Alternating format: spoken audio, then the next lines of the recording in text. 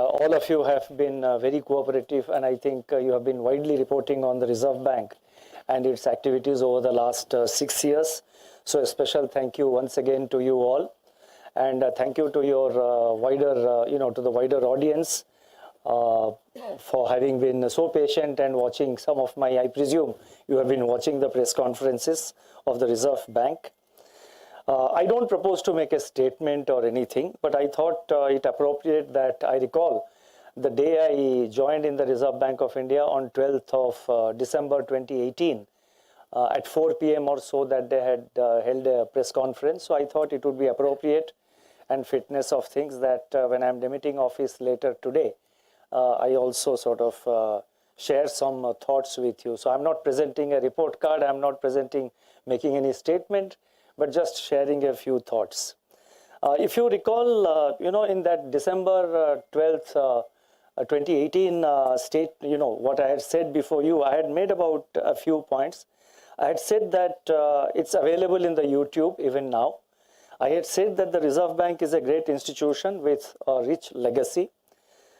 I had also said that I will do everything to uphold the professionalism, core values, credibility and autonomy of the Reserve Bank. I had also said that the officials and the officials and the personnel of Reserve Bank, they have high level of knowledge, quality of knowledge, core competence and professionalism. I had mentioned about the teamwork, the need for that my approach, I'm not saying it was not there earlier, but I had said clearly that my approach would be to work in a spirit of teamwork within the Reserve Bank of India and take everybody along and work as a team. I had also said that decision making in the modern world is very complex in today's dynamic world, and therefore a consultative approach is necessary. A consultative approach adds value and depth to the decisions themselves. I had mentioned about the challenges in the banking sector. I had also mentioned that there are certain, and this I am saying 2018, I had mentioned about the challenges that time, before us with regard to the banking sector. I had also talked about the liquidity issue which needs to be addressed. And finally, I had said that the flexible inflation targeting, the framework of flexible inflation targeting is very important. And there is always a need to, I had highlighted and stressed the importance of maintaining inflation while being mindful of the growth trajectory. These were the exact words. So in the last 6 years, it has been my endeavor to adhere to these principles which I had mentioned when I took over as the RBI Governor. You would be aware that we have adopted we have been holding wide-ranging consultations on many issues. In fact, the consultative approach behind regulation, behind all decisions that we have taken in the last 6 years, the consultative approach is very much evident. In many cases, we hold face-to-face direct meetings with the stakeholders or their associations. In many cases, we release a discussion paper or a draft circular, get the comments of all the stakeholders, and then move forward. In fact, the same approach was followed with regard to the Regulation Review Authority, the RRA 2.0, where we formed the authority was within the Reserve Bank, but we formed a group of experts to advise the regulatory, the Regulation Review Authority within the RBI. So we have followed the consultative approach, and the teamwork in the Reserve Bank was perhaps, in my experience, I can say, I cannot talk about earlier days. It was perhaps, at a very high level. I got excellent cooperation from each and every member of the RBI team. Each of my colleagues, they did their best. During the trying times of COVID, even at the risk of their own safety, their personal health, whenever required, physically they all came for discussions. Only I and the deputy governors, we were coming regularly, and a few senior officers, of course. But I think that was the level of dedication we saw. It was also evident in the quarantine facility, which we set up here. I have talked about it earlier, which lasted, in fact, more than 1 year, 1.5 years or so. And the entire staff and service sector, service providers had absolutely no complaint. And they were very happy to remain there and do their jobs while the families were away at home. Now, that is the level of commitment and the teamwork I saw in the Reserve Bank. So I would like to take this opportunity to convey my thanks to all my colleagues in the Reserve Bank. I would also like to place on record the excellent suggestions, the valuable inputs which we have received in our interactions with various stakeholders. I have already tweeted about it, or X'd, as you call it today. We put up a message in the X platform today morning, so I don't want to repeat on that. My personal journey, it's not a personal journey, it's a journey of a governor of the Reserve Bank. I was fortunate to get this opportunity, and I have tried to give my best to the institution, to its policies, in the best interest of the economy. Now, what lies ahead? The key issues in the life of a central bank or any institution or organization, it's always a continuing institution. You deal with challenges, but there are always new challenges. There are jobs which you have undertaken. There are tasks which you have done. Some of it is completed. Some of it would be midway. They will be taken forward. So some issues, important issues ahead of us, not only for the Reserve Bank, but I think for the wider economy also, I would like to list out.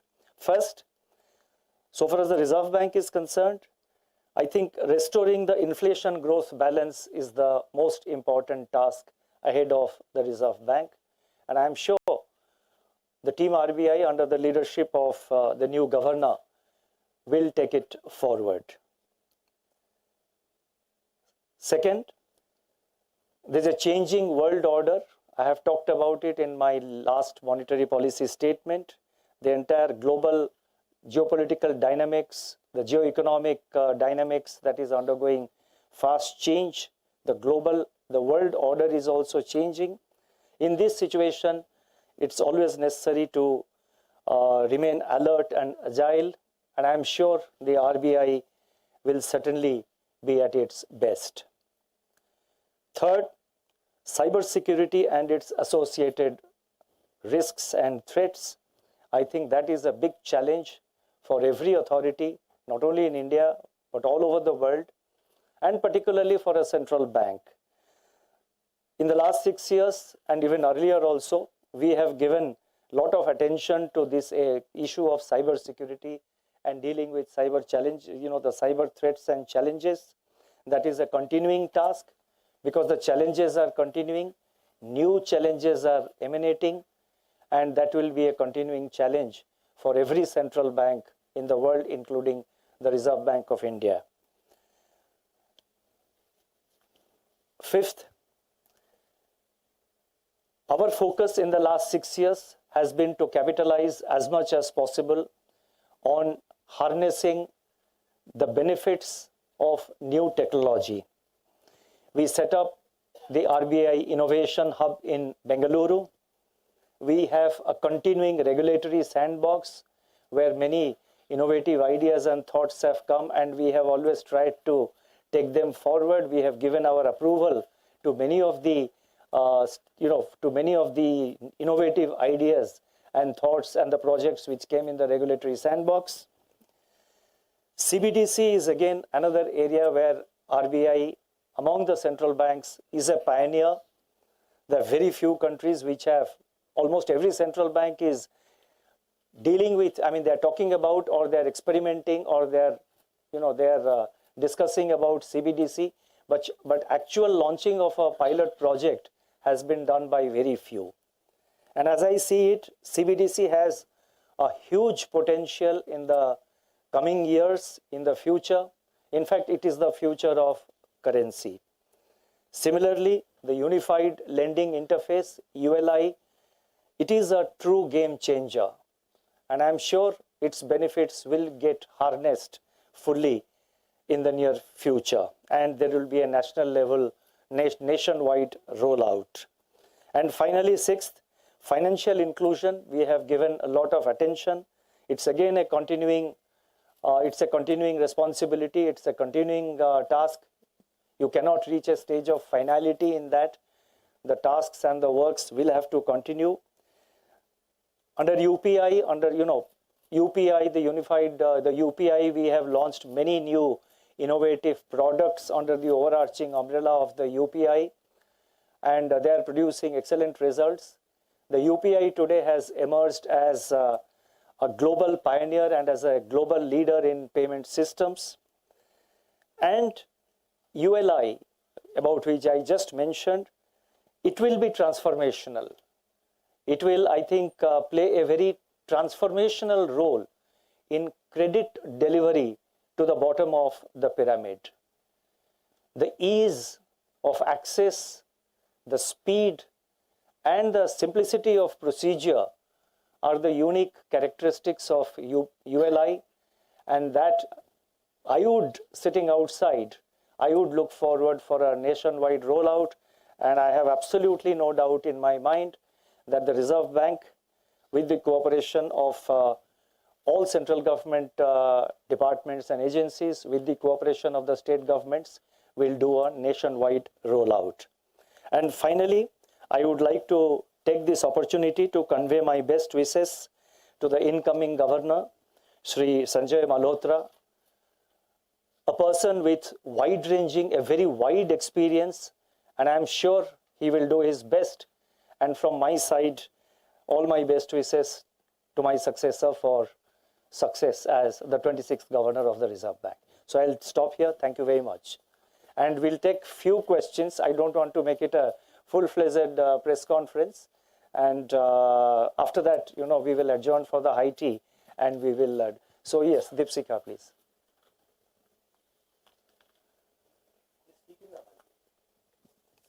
Deepshika from Economic Times. So when you move to RBI, the relationship between North Block and the Mint Street, as we call it, there were concerns about the divide between the two. As you sign off today, how do you see this relationship now, and what has been your experience in dealing with this relationship? I would like to mention that I have tweeted about it today morning also.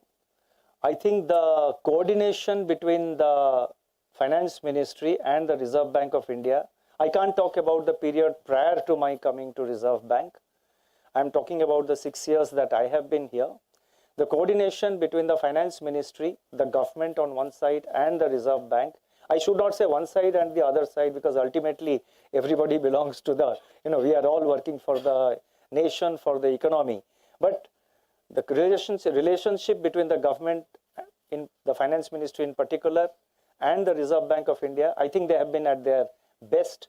We had excellent cooperation, excellent coordination before COVID, during COVID, after COVID, the multiple challenges which we faced when the inflation spiked following the commencement of the war in Ukraine.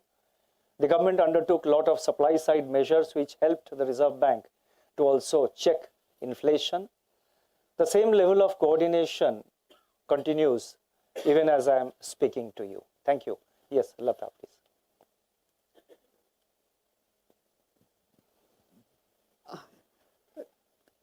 Governor Das, thank you very much for an excellent innings of 6 years in RBI, and for all the cooperation you have given to us as interlocutors to the economy. My question is, markets tend to have a simplistic view. When anyone comes from the Finance Ministry, they will do the bidding of the government. They'll cut rates. Can you tell the markets what exactly is, the correct position? And secondly, if Mr. Malhotra were to ask you, what is the mantra? Give me one word, or one advice in this new chair that he will occupy. What will you tell him? No, first thing is I cannot give any mantra to anyone. And what advice I will give to Sanjay Malhotra, should he ask me, And I'm sure there will be opportunity for interaction between Sanjay and me. But what advice I would give him, should he ask, I think you leave it to, that is something between him and I. So I don't want to talk about it. And the first part of the question is, people have their way of looking at things from outside. It's nothing unusual. But when you take a responsibility, any responsibility for that matter, one is what is expected of that responsibility. The equally important aspect is how do you see the impact of your responsibility, and you have to correlate with the outer world. Perspectives of finance ministry or the central bank can differ at times. It happens world over. But in my tenure, I think we have been able to resolve all such issues through internal discussions. I would like to state emphatically that when a governor comes, he looks at the wider economy. He looks at things, yes, definitely from the Reserve Bank's perspective and from the point of view of what is the mandate given to Reserve Bank and how he is going to fulfill that mandate. But while fulfilling that mandate, I can say with confidence and certainty, in the past, present if I can say, till today evening, and in the future, the governors keep in mind the requirement of the wider economy also. So it is your responsibility, it is your mandate given to you because you are occupying a particular position, plus the requirements of the wider economy. I think it's a synthesis of both, and eventually it's a judgment call which every governor takes. Thank you. Could you restrict the questions? I don't know where to. Yes, Mayur. Governor, there's this idea about the Reserve Bank of India that it's there to provide forbearance to the government to prevent them from excesses in maybe spending or whatever. So, do you think this role of central bank has been strengthened now under this MPC framework and with this consultative approach to regulation? Definitely, certainly, the consultative approach to regulation, the FIT framework, and I think the Bibal Jalan committee, which was actually jointly set up by the government, it was the selection of members was jointly done by the government, the finance ministry, and the Reserve Bank. It was constituted immediately after I took over in the Reserve Bank. I think many things have got institutionalized, and as the economy grows, the economy is also getting formalized. A lot of informal sector activities today, and rightly so, are getting formalized. Similarly, institution building and aspects of institutions which were perhaps not formalized, they have got formalized. I mean, it's a process. I'm not finding fault with that. It was not formalized. I think, for example, the economic capital framework, that has been formalized. The inflation targeting framework has also been formalized by an amendment to the law. So I think formalization of aspects of an institution is adding strength to our economy. Yeah, Ankur. Governor, congratulations on your A+ inning, which has been not only been recognized by internal stakeholders but externally as well.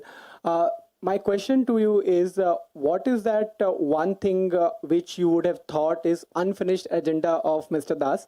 And if I can ask one more, what has Mr. Das learned from RBI Governor during your tenure? Okay, what is unfinished task? I mentioned about it. In the life of any institution, there will always be unfinished tasks. It's not like, today day starts here and it ends here, because there is always a next day. Tomorrow is another day.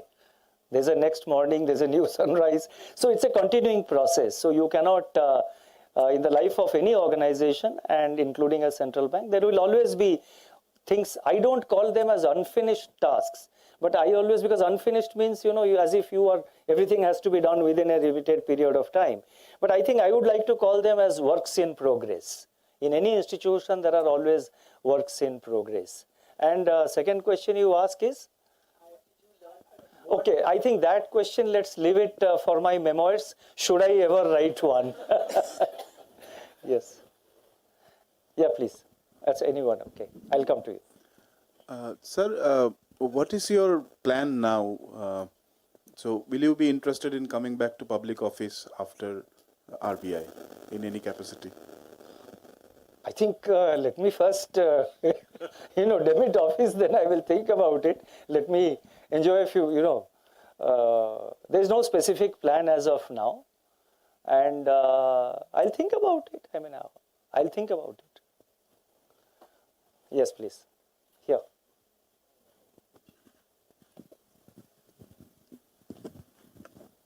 So I'm Falaknaz Sayyed from Deccan Chronicle newspaper. What would you like to say to your critics, who will say that as you demit office, growth has been sacrificed, monetary policy has remained too tight, and inflation still remains beyond the central bank's mandate? You see, And- yes. please complete, yeah. And second question is, on a scale of 1 to 10, how would you rate yourself? Well, rating is for you to do, and I can't reply. But on the first question, I am constrained by the fact that we are still in the silent period after the monetary policy. That was on the 6th. Even if I demit office, I am still bound by the silent period because that is embedded in the law, in the regulations. So I cannot comment on that much. But having said that, I will just like to mention a couple of sentences. People are entitled to their views outside. Even within the Reserve Bank, there are always multiple views, and within the MPC also there are differing views, which is quite normal. So everybody is entitled to their views. But as I look at it, I think growth is impacted by multiplicity of factors, not just one factor of the repo rate. Growth, high growth or slowing growth are impacted by multiplicity of factors. I think somebody mentioned that, looking at, it should not be looked at very simplistically. And monetary policy, our effort has been to follow and make the monetary policy as appropriate as possible, keeping in mind the prevailing conditions and, more importantly, the overall outlook, what lies ahead. Beyond that, assessment of our monetary policy is for others to make. But I think within Reserve Bank, we are, and within the MPC and within the Reserve Bank, I think we are convinced that what we have done was the best option available and was the best under the circumstances. Beyond that, I cannot and I should not, because I am bound by the silent period of the monetary policy framework requirements. Now there are too many questions, but I think we need to wrap up. So this is your last, so key ones. Okay, please there behind. No, I have no problem, but your viewers will all get bored. So. No, sir, not with you, certainly. So my question is on the banking side. You're possibly one of the few RBI governors to see a lot of bank failures in your tenure. When you came in, we had the ILFS crisis at its peak. People were calling it India's Lehman moment and things like that. You thankfully ensured by keeping liquidity high, etc., that it's not India's Lehman moment. We also had Yes Bank crisis. There was PMC, Lakshmi Vilas Bank, and so on. Each of these banks, you've come up with a new solution to take care of the problem. None of the two are similar. But if in 2024 we are to look back and see if any of this could have been tackled differently, what would it be for you? Or even in the larger scheme of things, if you were given a moment to tackle or look at things in a different way, come up with a different solution, would you want to touch upon any of it, sir? You see, first our endeavor was not to sort of failure of. In fact, I should say, I should not use the word failure, but crisis or stress in any financial. Incidentally, ILFS had happened, a few months before I joined in the Reserve Bank. But the challenges in the various banking and non-banking institutions which you mentioned, our effort was always to see that public money, taxpayers' money, is not burdened. Public sector banks are not asked to, not to merge an institution with a public sector bank. We did follow that approach in the case of the Yes Bank, but the contribution made by the banks, led by the State Bank of India, were limited. And it was a kind of a bank-led resolution. So we tried to deal with each situation.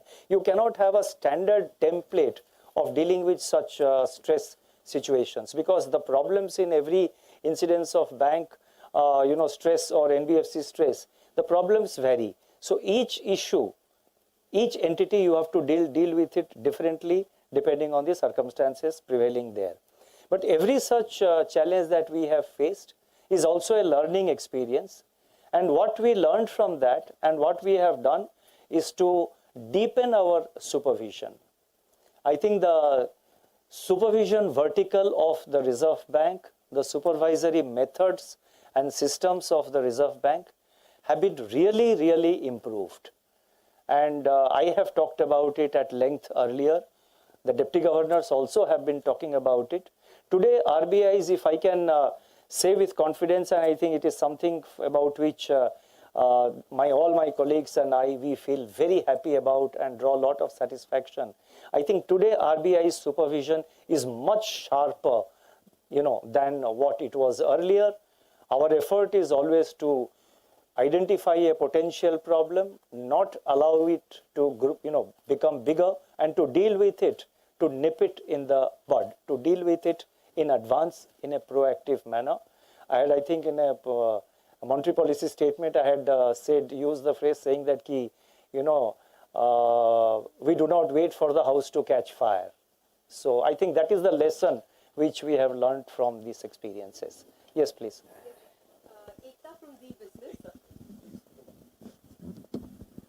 Sir आपके tenure में हमने बहुत सारी चीज़ें देखी. ULI के बारे में आपने बताया कि आप आप देखना चाहेंगे कब नेशन वाइड रोल आउट होगा. यूपीआई की ग्रोथ देखी, सीबीडीसी देखा.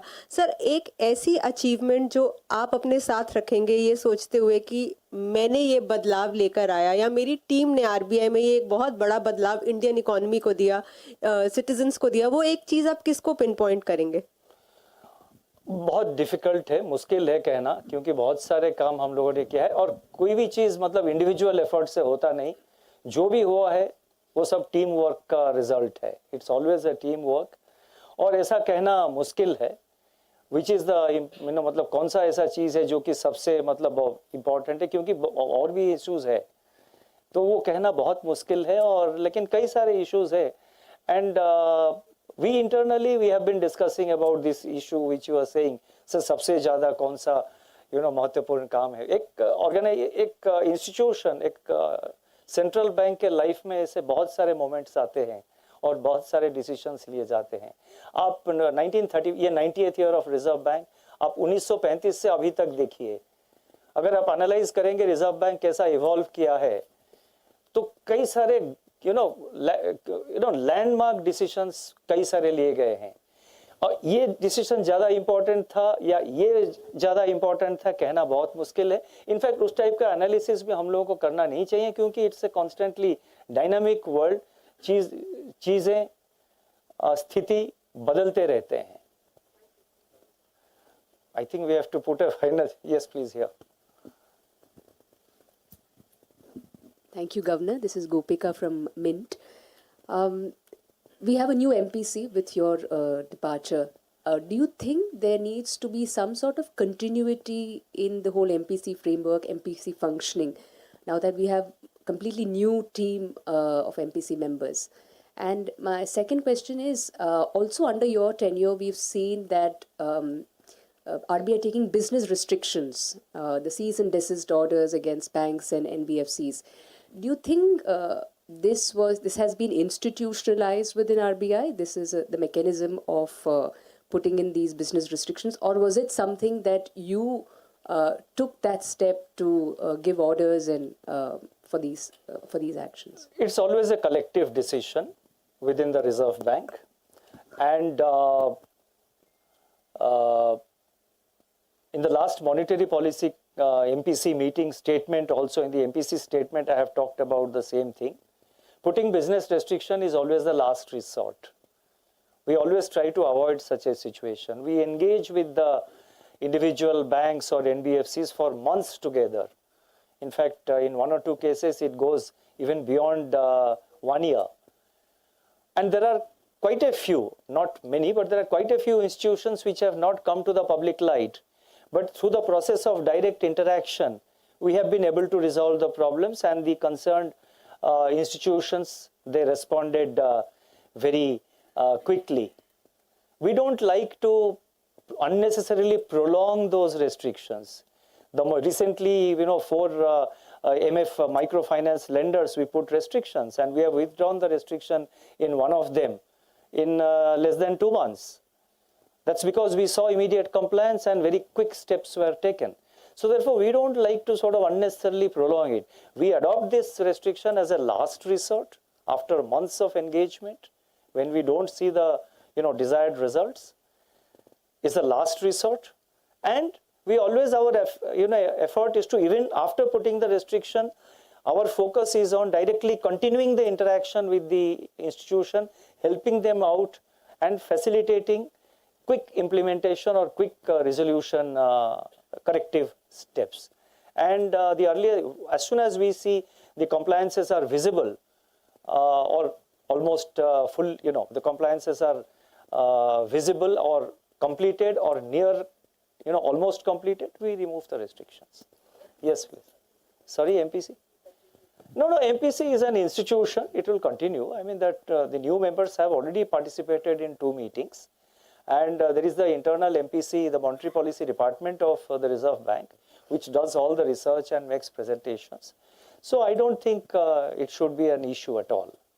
Governor Vishwanath here from NDTV Profit. 2-part of firstly, taking away from Gopika's question, fintech companies in private believe that the RBI is way too tough on them. Would you want to give... RBI is? Way too tough on them when it comes to compliance and regulation. So anything on that? And second part, you talked about a lot of the teamwork and the legacy of the RBI and all of that. After the 6 years, is there anything you want to change at the RBI? It's a continuing institution. There is always room for improvement. That will be my answer to the second question. And the first question you said was fintechs. No, well, I would, beg to disagree. In fact, in one of the monetary policy statements or in one of my speeches, I have talked about how many meetings we have held with the fintech companies, either in groups or individually.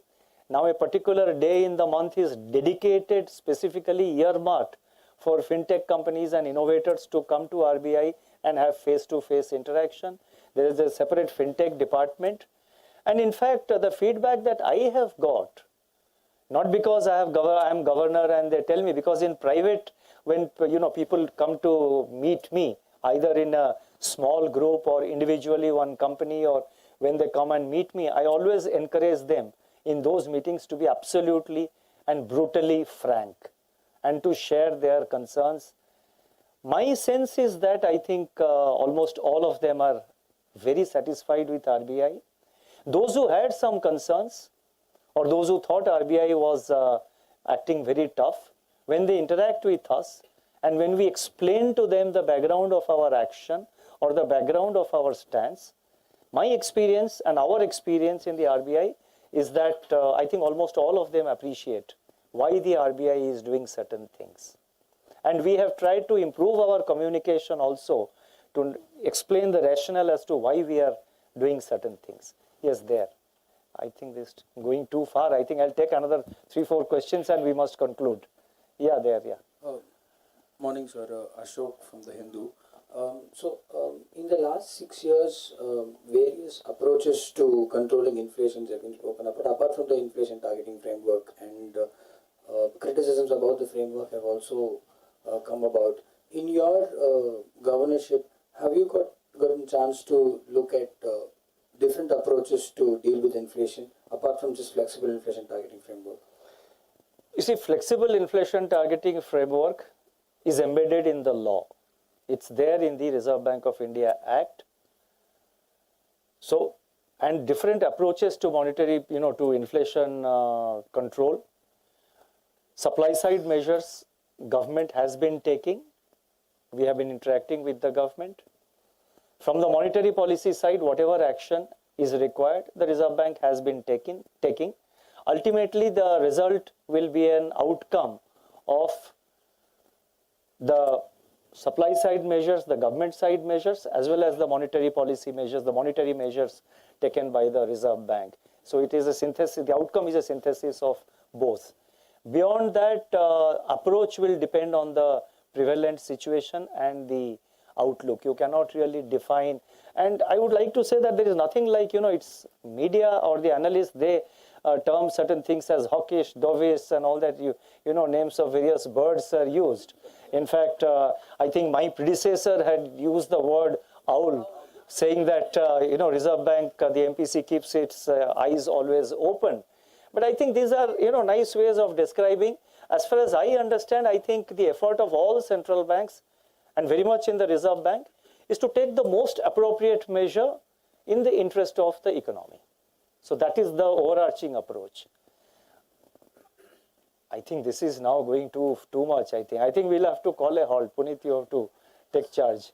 So I think some of the questions we can deal with it during the high tea. So if there is any compelling question, you please come forward, otherwise we can deal with it. Yes. Mr. Brijesh is sitting towards the end. Okay, right. Brijesh, you can have one. We have to end now. I think we have really overshot. Brijesh, here. Thank you sir.